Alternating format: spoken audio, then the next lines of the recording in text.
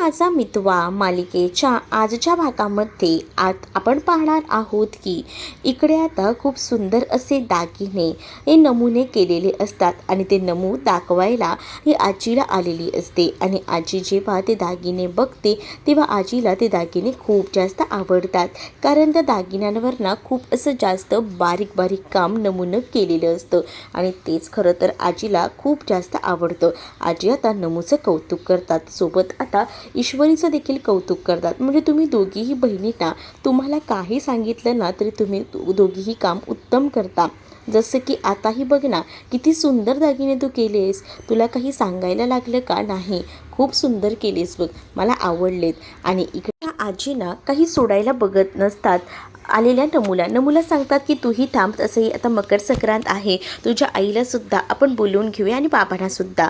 अगं वल्लरी, एक काम करतेस का, जा पटकन तयार हो आणि हिच्या आईला आणि बाबांना घेऊन ये हळदी कुंकवासाठी आपल्याकडे, असं सांगितलं जातं. मग आता काय आई मला सांगताय तुम्ही, आणि हे सगळं असं मध्येच.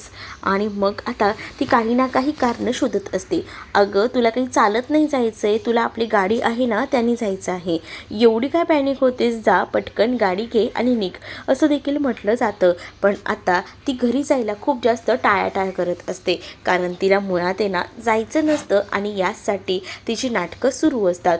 मग आता ती जेव्हा हे सगळं बोलते ना तेव्हा कुठेतरी जाऊन ना संशय हा ईश्वरीला येत असतो. ईश्वरी विचार करते की ह्यांना माझ्या घरी जायला सांगितलं आहे तर एवढा टाळाटाळ का करतायत, मुळात गेल्या नाहीत तर चांगलंच आहे, कारण तिलाही वाटत असतं की जर इथे आपली आई आली तर तिथे आल्यानंतर हा रिॲक्ट कसा करेल, काय बोलेल. त्यामुळे तिलाही वाटत असतं की जेवढं ना ती नाही येईल तेवढं बरं आहे. आणि म्हणूनच आता ती विचार करत असतानाच आता तिच्या डोक्यामध्ये हेही सुरू असतं की अचानकपणे जे काही आता मामीनं केलेलं होतं ते वेगळंच होतं, पण या सगळ्याचं कारणही तिला तर शोधून काढायचं असतं. इकडे मात्र आता ईश्वरी आजीला समजावते आणि म्हणत असते की राहू दे ना आजी, कशाला बोलवताय. मग अगं असं कसं बोलतेच, बोलवायला नको करून, अगं तुझ्या घरातले ते आपले आहेत, मग आता त्यांच्यासोबत आपलं नातं आहे, मग त्यांना बोलवायला नको का, असं देखील आजी आता बोलत असतात. पण इकडे असणाऱ्या या ईश्वरीला आता वल्लरीवर संशय येत असतो. जर दुसरीकडे आता सुप्रिया ही आता सगळे काही फोन नंबर्स जेवढे तिला दिल्या गेलेले असतात ते सगळे फोन नंबरना पत्रकारांचे डायरीमध्ये लिहून ठेवत असते. म्हणजे कसं, जेवढे पत्रकारांचे नंबर डायरीमध्ये लिहून ठेवणार तेव्हा एखाद्याला कॉल करून आपण जर विचारलं तर मग त्या सगळ्याची इन्फॉर्मेशन मिळू शकते ना. म्हणूनच तिने आता सगळ्या काही गोष्टी डायरीवर लिहून ठेवलेल्या असतात.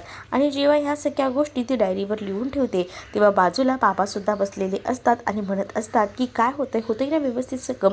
बाबांना ती म्हणत असते की हो हो सगळ्या गोष्टी होतात व्यवस्थित, नको टेन्शन घेऊ, नका काळजी करू, आता जग व्यवस्थित चाललेलं आहे. म्हणजे ईश्वरीला सुद्धा मी समजवलं आहे, त्यामुळे तुम्ही काळजी करू नका, या सगळ्यातून लवकरच आपणही बाहेर पडू, असं देखील आता सुप्रिया ही बाबांना धीर देत आता बोलत असते. बाबांना हे टेन्शन असतं ना या सगळ्या गोष्टीचं, कारण त्यांनाही असं वाटत असतं की आपल्या ह्या सगळ्या गोष्टीमुळे आपल्या मुलीचा संसार विस्कटायला नको, आणि म्हणूनच ते सुद्धा आता त्या परीने काळजी घेत असतात.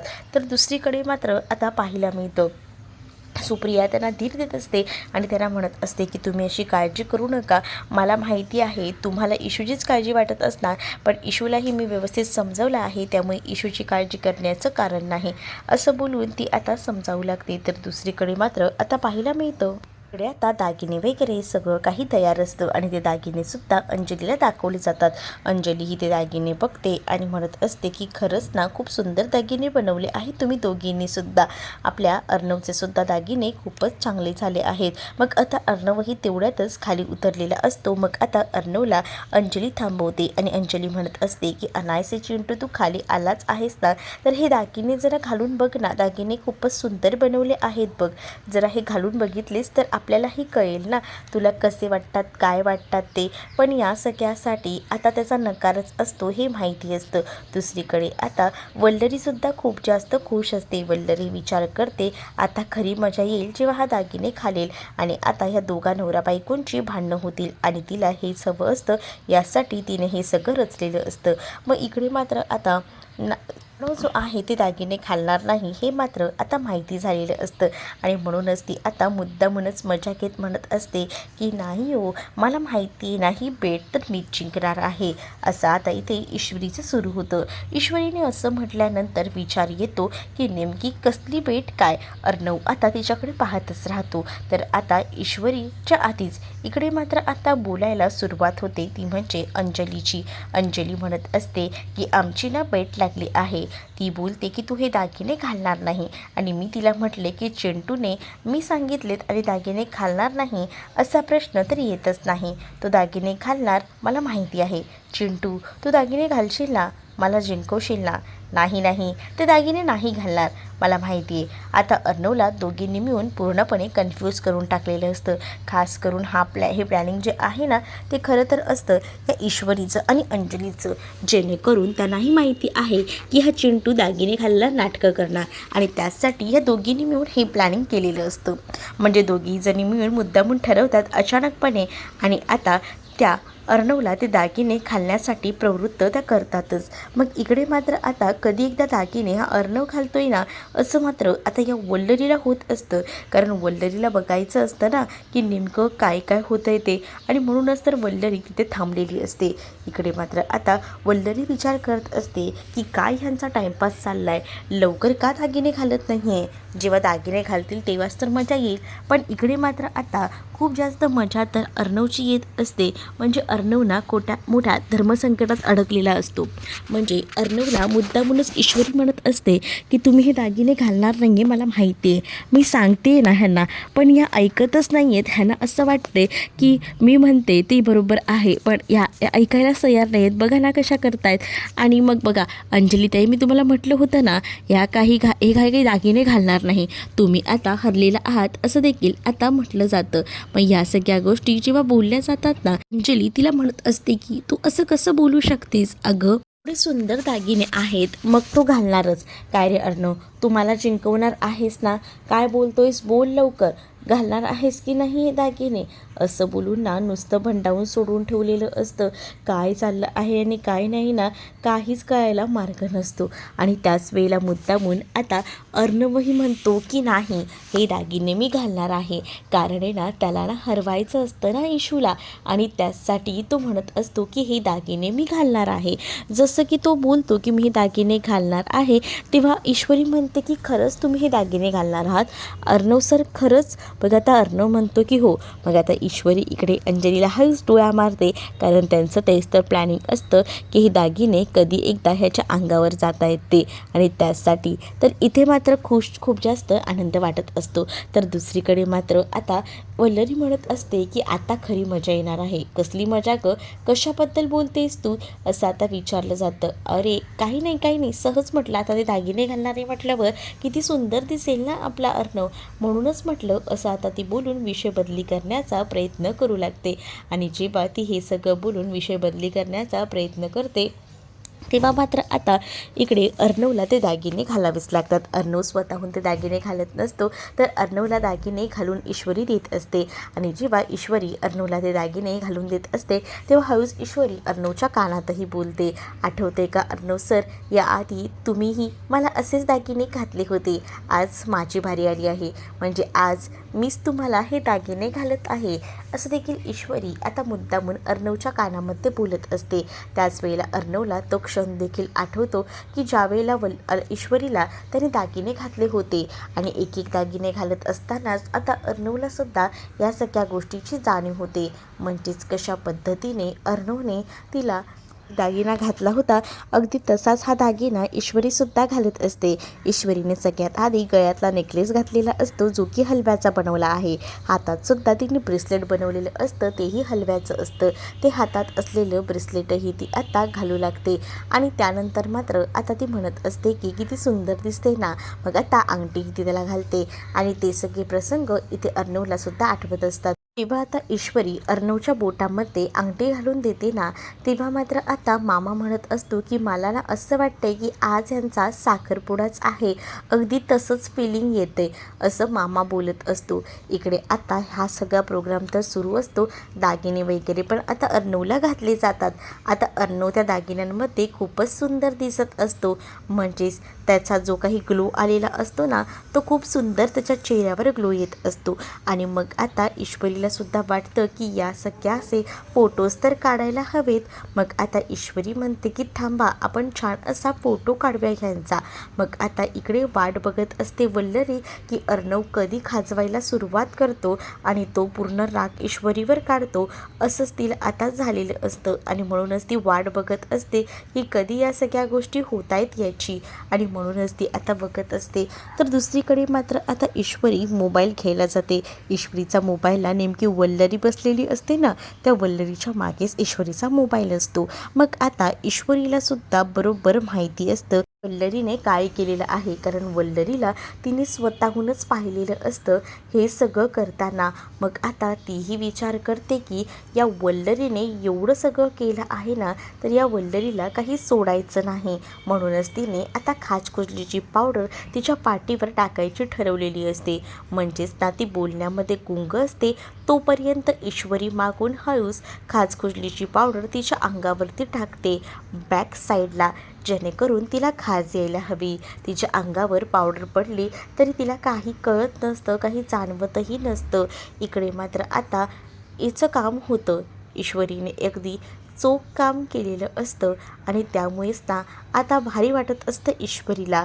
ईश्वरीने मोबाईल आणून ठेवून आता त्या डब्बीमध्ये छोट्या तिने पावडर आणलेली असते आणि ती 5-6 शिडकावना तिच्या पाठीवर करते. आणि जेव्हा ते शिडकावना पाठीवर केली जातात ना, तेव्हा मात्र आता थोड्या वेळाने तिला खाजवायला यायला सुरुवात होणार असते. हे सगळं मुद्दामून ईश्वरीने केलेलं असतं, कारण ईश्वरीला हेच वाटत असतं की आपल्या नादी कोणी लागलं तर त्या माणसाला आपण सोडत नसतो. शेवटी ती इंदौरची आहे आणि आता तिने तसंच केलेलं असतं. दुसरीकडे मात्र आता अर्णव, तू खूपच सुंदर दिसतोयस बघ या दागिन्यांमध्ये. म्हणजे ना तुझ्या चेहऱ्यावर जो ग्लो आला आहे ना, तो एकदम ऑसम आहे. आता उद्या ना खरंच दोघंही जण किती सुंदर दिसाला या हलव्याच्या दागिन्यांमध्ये. मला तुम्हा दोघांना पाहायचं आहे असं अंजली म्हणत असते. इकडे मात्र आता ईश्वरी अर्णवचे फोटोज काढत असते आणि त्यानंतर मुद्दामून ना ती अर्णवसोबत आता सेल्फीसुद्धा काढते. अर्णवसोबत जेव्हा आता ती सेल्फी काढत असते तेव्हा आता अर्णवचं तोंड वाकडं असतं. मग आता ईश्वरी अर्णवचे असेच फोटोसुद्धा काढते, त्याला अंगठी दाखवायला सांगत असते, ब्रेसलेट दाखवायला सांगत असते. हे सगळं मुद्दामून तिचं सुरू असतं, जेणेकरून ना तिला ना आता ह्या सगळ्या गोष्टी मुद्दामून करायच्या होत्या, त्याला चिडवायचं होतं आणि त्याचसाठी हे सगळं काही ती करत होती. आणि त्यानंतर त्याच्यासोबत ती सेल्फीसुद्धा काढते आणि जेव्हा ती त्याच्यासोबत सेल्फी काढते ना, तेव्हा अर्णवला ती मुद्दामूनच हळूच बोलत असते की अर्णव सर, बघितलं का आपण किती सुंदर दिसतो ते फोटोमध्ये, म्हणजे आपली जोडी किती कमाल दिसते ना, असं देखील बोलून ती मुद्दामून ना आता त्याला चिडवायचा प्रयत्न करत असते. आता अर्णव मात्र शांत असतो. इकडे आता ईश्वरी जसा अर्णवबरोबर फोटो काढते तसं आता फोटो ना मामाला सुद्धा अर्णव आणि ईश्वरीसोबत काढायचा असतो. मग मामाही म्हणतो अजून एक फोटो हा ईश्वरी, मी सुद्धा तुमच्या फोटोमध्ये येतो असं आता मामा सांगू लागतो. मग ईश्वरी म्हणते की मामा या ना, या आपण मस्त फोटो काढूया. मग आता ईश्वरी आणि मामा हे सुद्धा आता अर्णवला चिडवत असतात आणि आता इथे फोटो सेशन सुरू असतं, सेल्फीज सगळे काढत असतात. पण आता इकडे वल्लरीची खाच लवकरच सुरू होणार असते. मामा जो आहे तो मात्र आता ईश्वरीसोबत जेव्हा फोटोज काढत असतात ना, तेव्हा मात्र आता त्या सेल्फीमध्ये वेगवेगळ्या खाणाखुणा करत असतो, तोंडाचे वेगवेगळे चाळे करत असतो. इकडे आता वल्लरी म्हणत असते की मला हे असं का होतंय, मला खाज काय येते, अरे अरे काय होतंय मला, असा विचार ती करते आणि ती पूर्ण शरीर तिचं खाजवू लागतं. ती आता जागेवरनं उठते आणि खाजवायला सुरुवात करते. तर आता सगळीजणं वल्लरीकडे पाहत राहतात. वल्लरीला नेमकं झालंय तरी काय, वल्लरी आतापर्यंत शांत बसली होती, मग आता वल्लरी अशी काय करायला लागली हा विचार ना मामा करत असतो. त्यावर पात्र आता वल्लरी म्हणते की हे सगळं ना ह्या मुलीने केले. ईश्वरी म्हणते मी काय केलंय, मला का बोलता तुम्ही प्रत्येक वेळा, तुम्हाला पण माहिती आहे ना मी आता कुठे आहे काय आहे, मग माझं नाव का घेताय तुम्ही. मग आता चुकून ती बोलून जाणार असते, हिने माझ्या ह्याच्यामध्ये पा पा बोलून ती आता मध्येच थांबते. वल्लरीला ईश्वरी म्हणते की काय म्हणताय, पा पा बोला ना.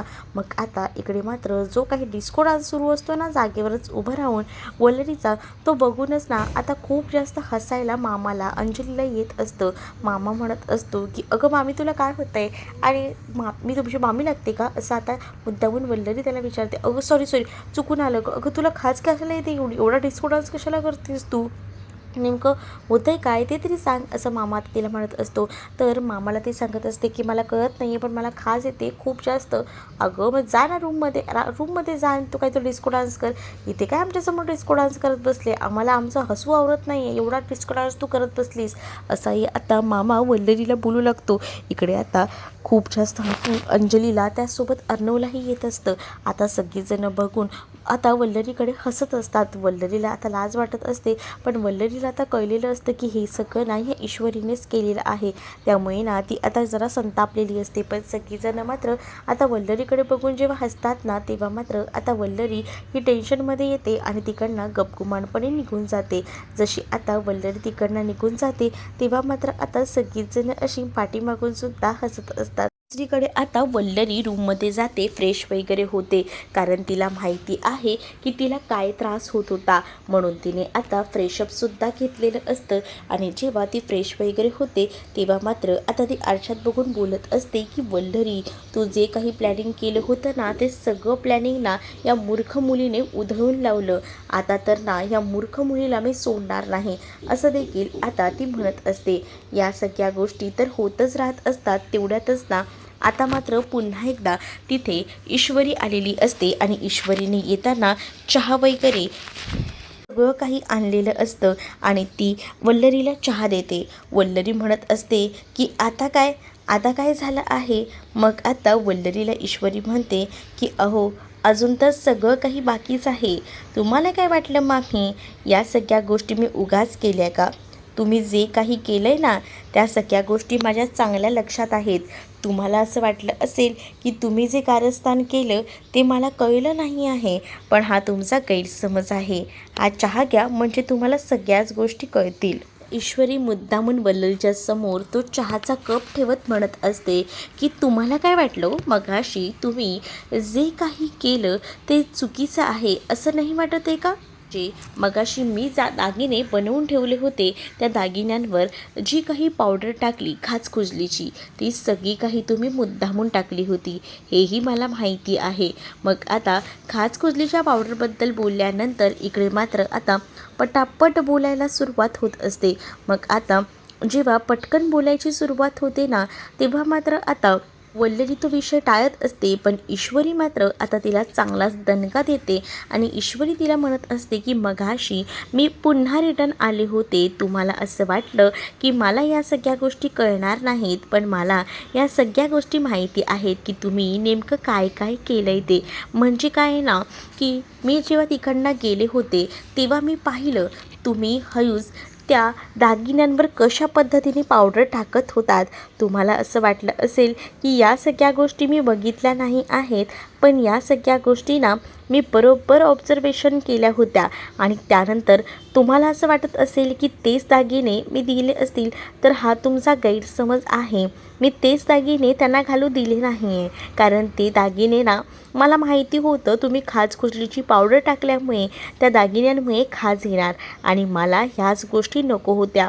म्हणून तर मी बरोबर प्लॅनिंग करून व्यवस्थित सगळं ठरवलं होतं आणि म्हणूनच तर मी ते दागिने बाजूला ठेवले आणि त्यांच्यासाठी नवीन दागिने ऑर्डर केले. म्हणजे कसं त्यांच्यासाठी मी जेव्हा नवीन दागिने ऑर्डर केले ना तेव्हाच आता कुठे जाऊन बरं वाटलं आणि मग ते दागिनेच त्यांनी घातले, म्हणून तर त्यांना खाज आली नाही. मग तुम्हाला कसं वाटलं खाजवून, मग आता रिलॅक्स वाटलं असेल ना, आता तर बरं वाटतंय का, असं आता ईश्वरी मुद्दामूनच बोलत असते. कारण ईश्वरीचं म्हणणं हेच असतं की तुम्ही जर माझ्याबरोबर जर काही चुकीचं करायला गेलात ना तर त्याचे परिणाम ना लई वाईट होतील लई, आणि ते आता ईश्वरीने दाखवून दिलेलं असतं. आणि ईश्वरी आता वल्लरीकडे बघूनच तिने हे सगळं प्लॅनिंग केलेलं असतं. कारण वल्लरीने ज्या पद्धतीने आज केलेलं होतं ना, अर्णवला त्रास होण्यासाठी ते चुकीचं होतं. म्हणजेच तिचं एकंदरीत मत असं होतं की काही झालं तरी ह्या दोघांना आता ह्या दोघांमध्ये जे आहेत ती भांडणं लावायची आणि त्यासाठी तर तिने हे सगळं प्लॅनिंग केलेलं होतं. पण तिचं हे प्लॅनिंग ना एका झटक्यामध्ये फ्लॉप करून टाकलेलं असतं. ते सुद्धा या असणाऱ्या वल्लरीचं प्लॅनिंग ईश्वरीने छान असं फ्लॉप केलेलं असतं आणि त्यामुळे अर्णव आणि ईश्वरीमध्ये काही भांडणं होत नाहीत. पण आता ईश्वरीने सुद्धा चालाकीने लगेच त्यांना कॉल करून म्हणजेच संपर्क साधून या सगळ्या गोष्टी बरोबर त्या घडवून आणलेल्या असतात आणि त्यानंतर तिने नवीन दागिने पटकन अरेंज केलेले असतात आणि ते नवीन दागिने अर्णवला घालून दिलेले असतात. म्हणजे कसं मलाही या गोष्टी कळायलाही नकोत ना, असंच तिचं म्हणणं असतं. म्हणजे चुमडीत कोंबडी मारतात ना, अगदी तिने तसं केलेलं असतं. या मामीलासुद्धा या सगळ्याबद्दल कळत नाही ना घरात इतर कोणाला.